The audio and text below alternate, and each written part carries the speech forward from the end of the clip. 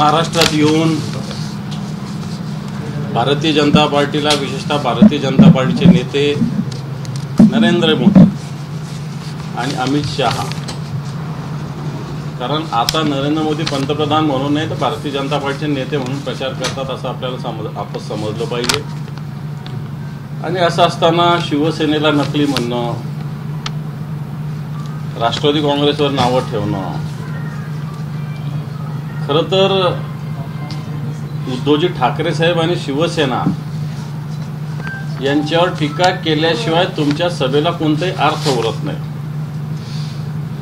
आणि म्हणून तुम्ही या महाराष्ट्राचा विकासासाठी काय केलं, या देशासाठी ज्या घोषणा केल्या होत्या मागच्या 2014 पासून महागाईवर काय केलं, बहुत हो गई महंगाई की मार, अब की बार मोदी सरकार, त्याचं काय झालं, हर घर छतचं काय झालं, हर घर नलचं काय झालं। परवा सोयगावमध्ये एक मुलगी आपली वैष्णवी नावाची एक्सपायर झाली, आयुष्यमान भारतचं कार्ड तिच्याकडे होतं, जळगावच्या एका खाजगी हॉस्पिटलमध्ये तिचे वडील तिला घेऊन गेले, पण आयुष्यमान भारतचं कार्ड तिथं चाललं नाही। हे दुर्दैव आहे की इकडे खोटारडा प्रचार करायचा की आम्ही 5 लाखापर्यंत मोफत आरोग्य देणार, प्रत्यक्षात 0 रुपये सुद्धा त्याच्यातून मिळत नाही। शिवसेनेवर टीका टिप्पणी करायची, राष्ट्रवादीवर टीका टिप्पणी करायची, अशा पद्धतीने भारतीय जनता पार्टीचा एक कलमी कार्यक्रम चालू आहे।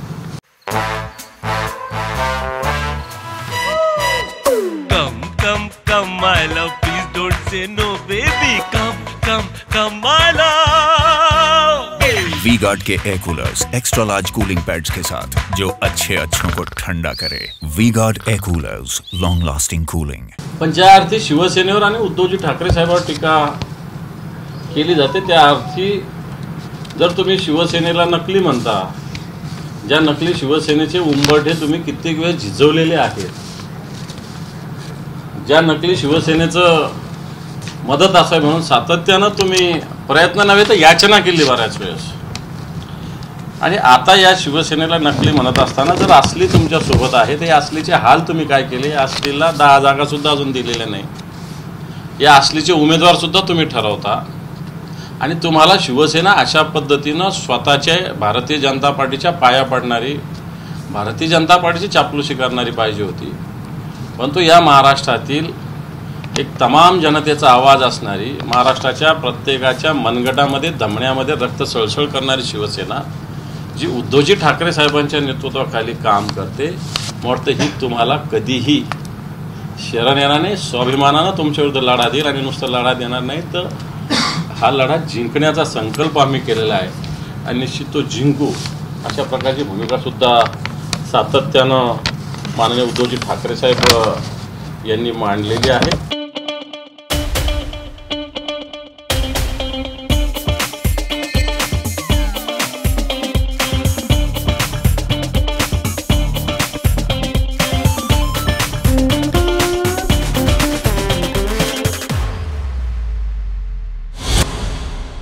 काल शाहू महाराजांच्या विषयी शिंदे गटाचे सदाशिव मंडिक जे उमेदवार आहे यांनी जे वक्तव्य केलं, शाहू महाराजांच्या गादीला या महाराष्ट्रामध्ये नव्हे तर देशामध्ये असामान्य महत्त्व आहे।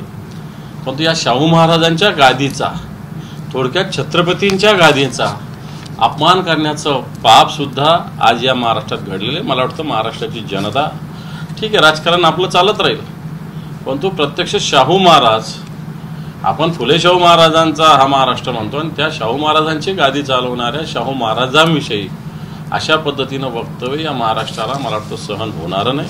आणि इतक्या खालच्या स्तरावर अशा पद्धतीनं राजकारण केलं जातं, मुद्द्यावर राजकारण केलं जात नाही, आणि याला जबाबदार भारतीय जनता पार्टी आहे आणि आमच्यातून गेलेले गद्दार आहेत। कालच्या सभेमध्ये देवेंद्र फडणवीस यांनी सुद्धा टीका केली की मंगळची गाडी जागेवरून हलतच नाही, काँग्रेस पक्षाची अवस्था घरकाना घाट का झालेली आहे, आणि ही निवडणूक ग्रामपंचायती नाही तर देशाचे पंतप्रधान निवडण्याची आहे, आणि मोदीच देश सुरक्षित ठेवू शकतात, अशी 2-3 वक्तव्य। मला असं वाटतं तुम्हीच लक्षात ठेवलं पाहिजे की ही इलेक्शन ग्रामपंचायतीची नाही, ही इलेक्शन देशाची आहे। म्हणून देश पातळीवर 2014चा तुमचा जाहीरनामा, 2019चा जाहीरनामा हा निश्चित आम्ही तुमच्या समोर आणू, तुमचा अर्थ तुम्हाला दाखवतो आहे, आमच्याकडे तयार आहे, आम्ही तुमच्या आता येणाऱ्या जाहीरनाम्याची सुद्धा वाट बघतोय। आणि म्हणून देश पातळीवर मी देश पातळीवरचेच मुद्दे मागितले ना. हर घर छत देश पातळीवरची योजना होती, हर घर जल देश पातळीवरची योजना होती. आज देशाची अर्थव्यवस्था, देशाचं GDP काय स्थितीत आहे, तुम्ही काळं धन भारतात आणणार होते त्याचं काय केलेलं आहे तुम्ही. आज देशाच्या अर्थमंत्रींचेच पती काय बोलतात सरकारविषयी हे तुम्ही बघितलं पाहिजे. आदर्श घोटाळ्याविषयी तुमचं व्हाईट पेपरमध्ये तुम्ही नाव घेतात, ते तुमचे नेते झालेले आहेत. 70,000 कोटीचा भ्रष्टाचार अजितदादाचा तुम्ही जाहीर सभेत बोलता पंतप्रधान, ते तुमचे नेते झालेले आहेत. आणि मला असं वाटतं देशाची निवडणूक असताना या मुद्द्यावर चर्चा व्हावी. आज Bharatiya Janata party, ED, CBI, income tax या भारतीय जनता पार्टीच्या ब्रँच झालेल्या आहे. मला वाटतं ED, CBI आणि इन्कम टॅक्सच्या कार्यालयावर येणार काळात भारतीय जनता पक्षाची शाखा अशा पद्धतीनं बोर्ड लावावा लागेल असं मला वाटतं. शरद पवारांवरती सुद्धा काल अमित शहानी टीका केली. म्हणतात की 10 वर्ष सत्तेत असताना शरद पवारांनी महाराष्ट्रासाठी काय केलं, शरद पवार महाराष्ट्राचा विकास करू शकले नाही असा आरोप. मला वाटतं गुजरातमध्ये आणि महाराष्ट्रात जाऊन बघावं. या महाराष्ट्राचा विकास अतिशय ताकदीनं पुढे गेला आहे आणि हा विकास होत असताना शरद पवार साहेबांनी या महाराष्ट्राचं जे नेतृत्व केलं, एक दूरगामी नेतृत्व, आणि या दूरगामी नेतृत्वाचेच परिणाम महाराष्ट्रात विकासाच्या दृष्टीनं पुढे जातो याचं दिसतंय. त्यामुळे बाकीचं जर देशातले वेगवेगळे राज्य बघितले आणि महाराष्ट्र बघितलं तर महाराष्ट्र निश्चित विकासाच्या दृष्टीने पुढे जाणारं राज्य आहे. चंद्रकांत पाटलांचं एक वक्तव्य आलं की काही दिवसात बारामतीवरती बेटिंग झाले, अजितदादाकडे खजिना आहे तर शिंदेकडे चावी. म्हणून यांचं खजिन्याच्या आधारावर सगळं राजकारण चालू आहे. बरं झालं त्यांच्या मुखातून हे वक्तव्य बाहेर आलं की खजिन्याच्या बळावर अजितदादा काय करतायत आणि शिंदे काय करतात महाराष्ट्र बघतायत. म्हणतो खजिना, मोठे मोठे खजिनेवाले या महाराष्ट्रानं घरी बसवलेले आहे. हे उदाहरण महाराष्ट्राने देशाला वारंवार दाखवलेलं आहे. सुनीत्रा पवारांच्या प्रचार पत्रकावरती राज ठाकरेंचा फोटो वापरायला सुरुवात झाल्या किंवा महायुतीकडे सगळीकडेच राज ठाकरेंचे फोटो आता वापरणं सुरू केलं. चांगलं आहे ना. याच राज ठाकरेंनी उत्तर भारतीयांना कसं पेटावून लावलं, कशा भूमिका मांडल्या. याच राजसाहेबांनी मागच्या वेळेस मोदींच्या विषयी काय भूमिका मांडली होती, या सगळ्या भूमिकासुद्धा आता राजसाहेबांच्या फोटोमुळे समोर येतील. महायुतीला पाठिंबा दिल्यानंतर राज ठाकरे आणि नरेंद्र मोदी एका मंचावर येण्याची शक्यता आहे. 17 मेला मुंबईत महायुतीची प्रचार सभा आहे शिवाजी पार्कला. त्या ठिकाणी राज ठाकरे आणि नरेंद्र मोदी एका मंचावर आले. येऊ द्या, चांगलं होईल, आले पाहिजे. याचे मला असं वाटतं परिणाम भारतीय जनता पार्टीला बिहार, उत्तर प्रदेशसारख्या राज्यात सुद्धा भोगावे लागणार. कारण मी मुंबईत होतो मागचे 2 दिवस. ज्या पद्धतीनं उत्तर भारतीय लोकांचे, बिहारी लोकांचे, UPच्या लोकांच्या रिॲक्शन, प्रतिक्रिया आलेल्या आहे राज ठाकरेच्या पाठिंब्यानंतर. वाटतं भारतीय जनता पार्टी महाराष्ट्रातच नाही तर बिहार, उत्तर प्रदेशसारख्या राज्यामध्ये सुद्धा याचे परिणाम भारतीय जनता पार्टीला भोगावे लागणार. पक्षफुटीवरून 2 महत्त्वाची वक्तव्य समोर आले. त्यामध्ये प्रफुल्ल पटेलांचा आणि छगन भुजबळांचा. प्रफुल्ल पटेल म्हणतात की दादांच्या शपथविधीनंतर शरद पवार आमच्यासोबत येण्यासाठी 50% तयार होते. मला असं वाटतं गेल्यानंतर अशा सगळे वक्तव्य होत असतात. 50% तयार होते. आधीचं पण अजितदादांचं वक्तव्य आलेलं आहे. या वक्तव्याला आता कोणताही अर्थ उरलेला नाही असं मला वाटतं. प्रफुल्ल पटेलांचं वक्तव्य आहे की 2014च्या निवडणुकीत पवारांनी NDA सोबत अर्थात भाजपसोबत जाण्याचा प्रयत्न केला होता. ते म्हणतात तुम्हाला सर्वांना आठवत असेल की शिवसेना आणि भाजपचं 2014 साली बिनसलं होतं आणि भाजपला बहुमतापेक्षा थोडेच कमी आमदार होते. त्यावेळेला शरद पवारांनी भाजपला आम्ही तुमच्यासोबत येऊ किंवा बाहेरून पाठिंबा देऊ असं सांगितलं होतं. तेव्हापासून हे सगळं सुरू आहे असं छगन भुजबळांचं झालं. हे पण राजकारणामध्ये हे अलायन्स होत आलेले आहे. त्यावेळेस निश्चित राष्ट्रवादी काँग्रेसने भारतीय जनता पार्टीला पाठिंबा दिला होता. आमचा मुद्दाच तो होता की आम्ही राष्ट्रवादी सोबत घेतल्यानंतर तुम्ही कोई मोठी केली होती, परंतु तुम्ही 2014लाच भारतीय जनता पार्टीने राष्ट्रवादीला सोबत घेतलं होतं. त्यावेळेस राष्ट्रवादी काँग्रेस तुम्हाला चालत होती आणि आम्ही 2019ला उद्धवजी ठाकरे साहेबांनी राष्ट्रवादी सोबत घेतली ती तुम्हाला दुखत होती. ही भूमिका आम्ही वारंवार मांडलेली आहे. खासदार धनंजय महाडिक यांनी 5 कोटी रुपयांची शर्यत लावलेली आहे.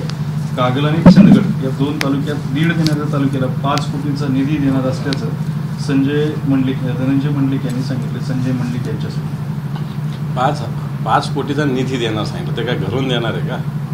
सरकारचा निधी देणार आहे.